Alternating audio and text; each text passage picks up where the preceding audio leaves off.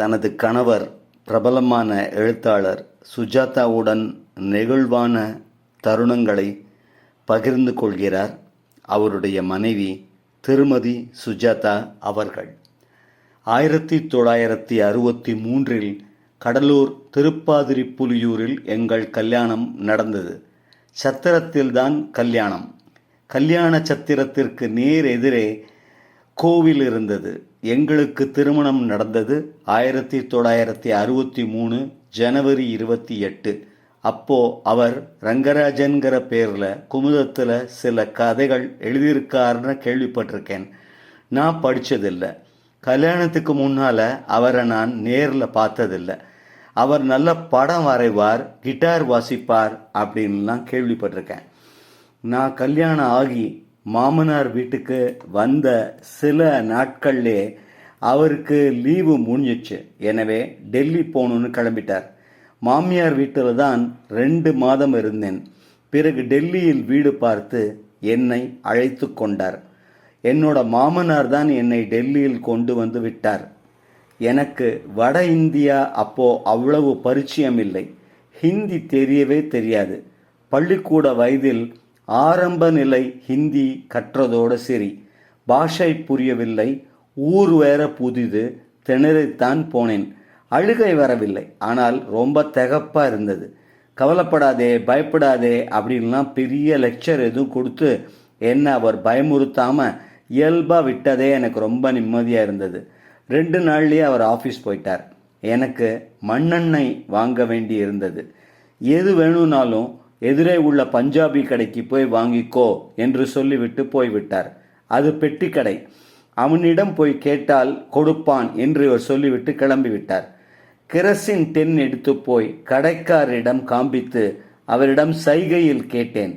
அவருக்கு புரியவில்லை. கியா சாகியே என்று அவர் கேட்டார். அது எனக்கு புரியவில்லை. இப்படியும் அப்படியும் பார்த்தேன். அங்கே ஒரு கரசின் டப்பா இருந்தது. அதை காண்பித்து கேட்டேன். உடனே அளந்து கொடுத்தார். அளவு கூட அவர் தீர்மானிச்சது தான். நான் 10 ரூபாய் நோட்டை கொடுத்தேன். கடைக்காரர் பாக்கி சில்லறையை கொடுத்து முடிச்சிட்டார். இப்படியாக என்னோட முதல் டெல்லி ஷாப்பிங் அனுபவம் இனிமையாக நிறைவடைஞ்சது. போக போக ஹிந்தி நன்றாக பழகிவிட்டது. கல்யாணம் ஆனவுடன் அவர் ஆஃபீஸ் விஷயமா ஒரு டூர் போயிட்டார். என்னை என் மாமனார் டெல்லிக்கு அழைத்து கொண்டு போய் புத்தனம் வைத்துவிட்டு வந்தார். 1963 69 வரைக்கும் டெல்லியிலே கவர்மெண்ட்டில் டெக்னிக்கல் ஆஃபீஸராக இருந்தார். டெல்லியில் இருந்தப்போ பாஷை தெரியாமல் கஷ்டப்பட்டுட்டே தான் இருந்தேன். என்னோட குழந்தைகளும் அங்கே தான் பிறந்தாங்க. 69 பெங்களூர் வந்துட்டோம். அப்புறம் அவர் 93 ரிட்டையர் ஆகிற வரைக்கும் பெங்களூரில் தான் இருந்தோம். 70கள்லேயே அவருக்கு பெரிய ரைட்டர் அப்படிங்கிற பேர் வந்துடுத்து. அவர் எப்பவும் நிறைய படிச்சுட்டே இருப்பார். எப்போவாச்சும் எழுதுவார். பாப்புலரானதுக்கு அப்புறம்தான் ஞாயிற்றுக்கிழமைகளில் கூட உட்கார்ந்து தொடர்கதைகள் எல்லாம் விடாமல் எழுதிட்டே இருப்பார். அவர் சில சமயம் 6-7 தொடர்கதைகள் கூட எழுதியிருக்கார். அவர் தினமும் எழுதுவார். அப்படி இல்லை, தினமும் ஆஃபீஸிலிருந்து வருவார், வந்துட்டு கிளப்புக்கு போயிடுவார். ஆனால் அவர் சீட்டாட மாட்டார். ஆடுறவங்களை வேடிக்கை பார்த்துட்டு இருப்பார். சமையல் விஷயத்தை பொறுத்த வரைக்கும் நான் என்ன சமைச்சு போட்டாலும் சாப்பிடுவார். இதுதான் பிடிக்கும், அதுதான் பிடிக்காது என்று எதுவுமே கிடையாது. ஹோட்டல்களுக்கு போனால் பெரும்பாலும் அவர் இட்லி தான் ஆர்டர் செஞ்சு சாப்பிடுவார். நாங்கள்லாம் வேறு ஏதாவது வாங்கி சாப்பிடுவோம். அப்புறம் வீட்டுக்கு வந்துட்டாருன்னா படிச்சுட்டே தான் இருப்பார். ஞாயிற்றுக்கிழமை மட்டும் முழு நேரம் எழுதுவார். அப்படி எழுதிதான் நிறைய கதைகள். மற்றபடி வெளியே போனால் புத்தக கடைக்கு தான் போவார். ஃப்ரெண்ட்ஸ், சொந்தக்காரங்க யார் வீட்டுக்கும் அவ்வளவா போக மாட்டார். அப்புறம் அவரோட வேலையில் ரொம்ப சின்சியராக இருப்பார். மாசக்கணக்கில் வெளியூர் டூர் போயிடுவார். சில சமயம் காலங்காத்தால 4 மணிக்கெல்லாம் இன்ஸ்டலேஷனுக்கு போக வேண்டியிருக்கும். ஆளுங்க வரலைன்னு இவரே மண்வெட்டியை எடுத்துக்கொண்டு தோண்ட ஆரம்பிச்சிடுவார். மற்ற தொழிலாளிங்க என்ன சாப்பிடுவாங்களோ அதையே தான் அவரும் சாப்பிடுவார். யார்கிட்டையும் எந்த தனி மரியாதையும் எதிர்பார்க்க மாட்டார். வேலைக்கும் அஞ்ச மாட்டார். ரொம்ப நேர்மையான அதிகாரி அப்படின்னு அவருக்கு பேர் இருந்தது. அவரோட ப்ரமோஷன் எல்லாம் தாமதமானா கூட அதற்கு அவர் கவலைப்படலை. அங்கே வடக்கு தெற்கு பாகுபாடு வேற. இவருக்கு நியாயமா கிடைக்க வேண்டிய அங்கீகாரம் எதுவுமே கிடைக்கல.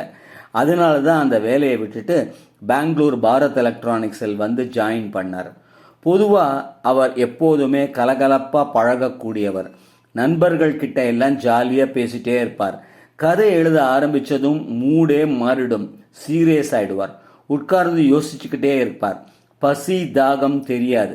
சாப்பிட கூப்பிட்டாலும் வரமாட்டார். வீடு விஷயங்கள் எதுவும் அவருக்கு தெரியாது. லௌகீகமான விஷயங்களை பற்றி அவர் யோசிக்கவே மாட்டார். நானும் அதை பற்றி கம்ப்ளைண்ட் சொன்னதே இல்லை. அதனால அவர் இடையூறு இல்லாம தன்னோட வேலைகளை செஞ்சுட்டே இருந்தார். பசங்க மேல ரொம்ப அட்டாச்மெண்ட் அவருக்கு. ஆனா அவர் ஆபீஸ் வேலையும் எழுத்து வேலையும் முழுக்க இருந்ததுனால குழந்தைக விஷயத்துல தனிப்பட்ட கவனம் எல்லாம் எடுத்துக்க முயற்சி செஞ்சதே இல்லை. பசங்களை இப்படி ஆக்கணும் அப்படி ஆக்கணும் அப்படின்லாம் அவர் யோசிச்சதே இல்லை. படிக்கிற குழந்தை எந்த ஸ்கூல்ல வேண்டுமானாலும் படிக்கும். நான் ஸ்ரீரங்கம் திண்ணை பள்ளிக்கூடத்தில் தான் படித்தேன் அப்படிம்பார். அப்புறம் அவர் எந்த விமர்சனம் வந்தாலும் அதை பற்றி எல்லாம் கவலைப்பட்டதே இல்லை. அவரோட ஜாதி எல்லாம் சொல்லி திட்டுவாங்க. அதுக்கு பதில் பேச மாட்டார், எழுத மாட்டார், பொருட்படுத்தவும் மாட்டார். அவனுக்கு வேலையில் திட்டிக்கிட்டு இருக்கான், அவளைதான் விடு அப்படின்னு சொல்லிடுவார். ஏன் உங்களுக்கு சாகித்ய அகாடமி கொடுக்கலை அவர்கிட்ட கேட்பாங்க. அப்படின்னு கேட்பாங்க. அவங்களுக்கு இஷ்டம் இல்லை, அதான் கொடுக்கலைன்னு ரொம்ப சாதாரணமாக சொல்லிடுவார். அதெல்லாம் ஒரு விஷயமாகவே அவருக்கு இருந்ததில்லை. அப்புறம் ஆஃபீஸ் முடிஞ்சு வந்தால் கிடுகிடுன்னு எழுத உட்கார்ந்து விடுவார். ராத்திரிகளில் கூட அவருக்கு எந்த நேரம் தூங்குவார்னு தெரியாது. 1 மணியோ 2 மணியோ கூட ஆகும். பசங்க என்ன வகுப்பு படிக்கிறாங்க, எப்படி படிக்கிறாங்க, எப்போ பரீட்சை எதுவுமே அவருக்கு தெரியாது. ஒருவேளை நாங்கள் வெளியூர் போயிருந்தால் கூட வீட்டை பூட்டிட்டு வெளியே போகணுங்கிற நினைப்பு கூட அவருக்கு இருக்காது. கிளம்பி போயிட்டே இருப்பார். சின்ன சின்ன ரெஃபரன்ஸ்க்கு கூட கையில் இருக்கிற காசை எல்லாம் போட்டு புஸ்தகம் வாங்கிட்டு வந்துடுவார். வீட்டுக்குன்னு குழந்தைங்களுக்குன்னு எதிர்கால திட்டம் எதுவுமே அவர் பெருசாக வச்சுக்கல. நல்ல வேளை எங்களுக்கு பெண் குழந்தை இல்லாதனால இதெல்லாம் பெரிய விஷயமா தெரியல. சில நேரங்களில் நினைச்சு பார்க்குறப்போ கஷ்டமா இருக்கும். ஆனால் வெளியே காட்டிக்க மாட்டேன். அவர்கிட்ட எனக்கு ஏனோ அப்படி ஒரு பயம் இருந்தது. அவர் பெரிய ஜீனியஸ், நான் சாதாரண உணர்வுகளுள்ள மனுஷி என்பதாலேயோ ரொம்பவும் நெருங்கி வந்து இறங்கி வந்து என் பயத்தை அவர் போக்க முயற்சிக்காததாலோ என்னவோ தெரியல. அவரோட 50 வயசுக்கு மேலதான் அந்த பயம் எனக்கு கொஞ்சம் கொஞ்சமா இறங்கிச்சு. அதுவும் கூட அவருக்கு ஹார்ட் ப்ராப்ளம் மாதிரி உடல் உபாதைகள்லாம் வந்து அதிக நேரம் அவரோட இருந்து பணிவிடை செய்ய ஆரம்பிச்சதுக்கு பிறகுதான் அதெல்லாம் சரியாச்சு. இவருக்கு பெண் ரசிகைகள் நிறைய உண்டு. இவர் பீக்கில் இருந்த போது எல்லா லேடிஸ் கிட்ட இருந்தும் மாற்றி மாற்றி ஃபோன்கள் வரும். அதில் கூட சில பெண்கள் பார்த்தீங்கன்னா பேசிட்டு வச்சிடுவாங்க. சிலர் நான் எடுத்து ஃபோனில் ஹலோ சொன்னேன்னா என் குரல் கேட்டோன்னு வச்சிடுவாங்க. நான் இல்லாத நேரமாக என்னமோ திருட்டுத்தனமாக பேசுகிற மாதிரி நினச்சிட்டு பேசுவாங்க. அப்போல்லாம் என் மனசில் இவர் சாதாரணமாக புகழ் இல்லாத மனிதராக இருந்தாலே நல்லா இருந்திருக்குமே அப்படின்னு கூட தோணும். எங்கள் 2 பேரோட இயல்புன்னு பார்த்தா நான் ஒரு துருவம், அவர் ஒரு துருவம் தான். உறவினர்களோட பேசுறது, வெளியே அவங்க வீட்டுக்கு போகிறது, கோயிலுக்கு போகிறது, இதெல்லாம் எனக்கு ரொம்ப பிடிக்கும். அவருக்கெல்லாம் அதில் பெரிய ஈடுபாடு கிடையாது. படிக்கணும், எழுதணும். உண்மையை சொன்னால் எனக்கு கதைகள் படிக்கிறதுல எப்போதும் பெரிய ஆர்வமே இல்லை. அதெல்லாம் கனவு உலக சப்ஜெக்ட் அப்படின்னு தோணும். அதனால கவலைப்படாதே, பயப்படாதேன்னு எப்பயும் அவர் என்ன சொல்லாமல் இருந்ததே எனக்கு ரொம்ப ரொம்ப பிடிச்சிருந்ததுன்னு தான் சொல்லணும். அப்புறம் அவர் அடிக்கடி சினிமா போவார். வேறெங்கும் அதிகமாக போக மாட்டார். ஏகப்பட்ட ஆங்கில படங்கள் பார்ப்பார். இப்படியெல்லாம் நிறைய அவரை பற்றி பேசிக்கொண்டே போகலாம் என்கிறார் திருமதி சுஜாதா.